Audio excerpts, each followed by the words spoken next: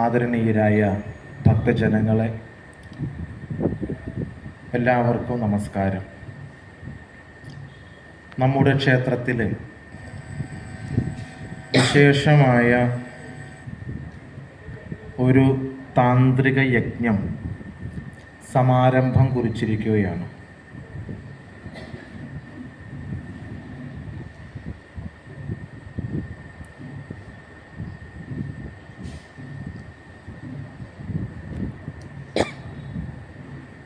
ഈശ്വര ആരാധനയ്ക്ക് യുഗധർമ്മമനുസരിച്ച് നമ്മുടെ ഋഷീശ്വരന്മാർ ഓരോ സമ്പ്രദായങ്ങളെ കൽപ്പിച്ചിട്ടുണ്ട്. ഈ സമ്പ്രദായങ്ങളും കൽപ്പനകളുമെല്ലാം ഋഷീശ്വരന്മാർ സംസ്കൃത ഭാഷയിലാണ് നമുക്ക് പ്രദാനം ചെയ്തിട്ടുള്ളത്.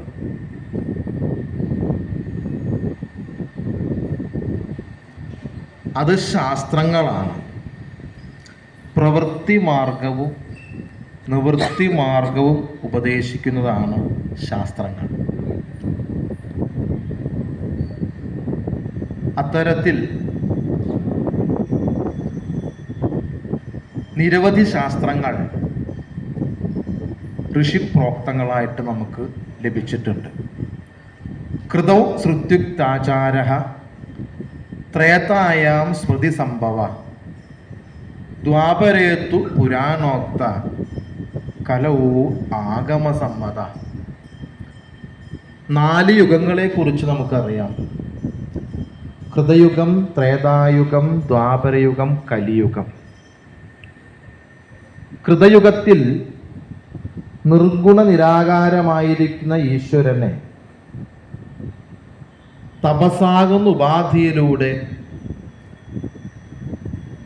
ആരാധിക്കുക എന്നതാണ്. നിർഗുണ നിരാകാരമായിരിക്കുന്ന ഈശ്വരാരാധന കൃതയുഗത്തിൽ സാധ്യമായിരുന്നു.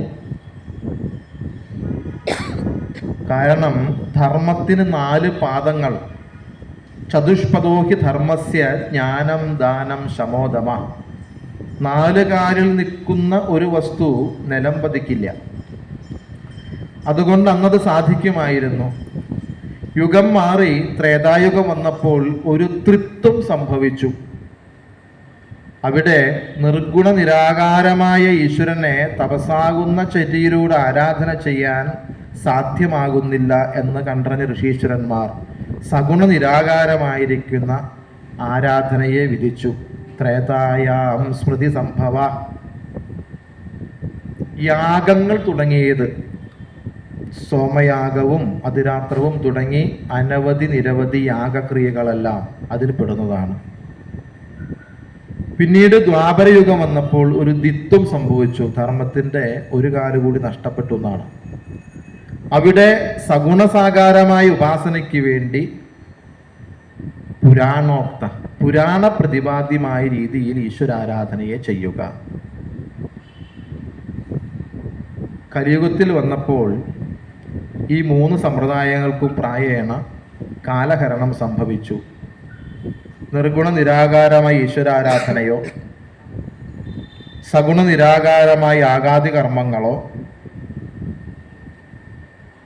പുരാണ പ്രതിപാദ്യമായ ഈശ്വരാരാധന മാത്രമോ സാധ്യമല്ല.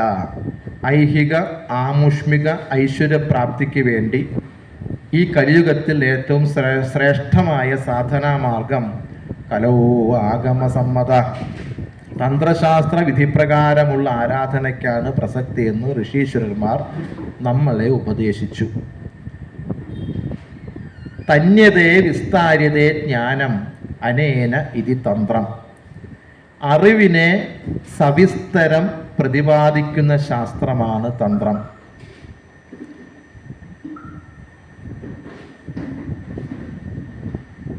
ഈ ശാസ്ത്രത്തെക്കുറിച്ച് പറയുമ്പോൾ അധികാരി, വിഷയം, സംബന്ധം, പ്രയോജനം. ആരാ ഇതിന് അധികാരി? വേദാന്ത ശാസ്ത്രം പഠിക്കാനോ അങ്ങനെ ഓരോ ശാസ്ത്രങ്ങൾക്കും അതിന് അധികാരികളുണ്ട്.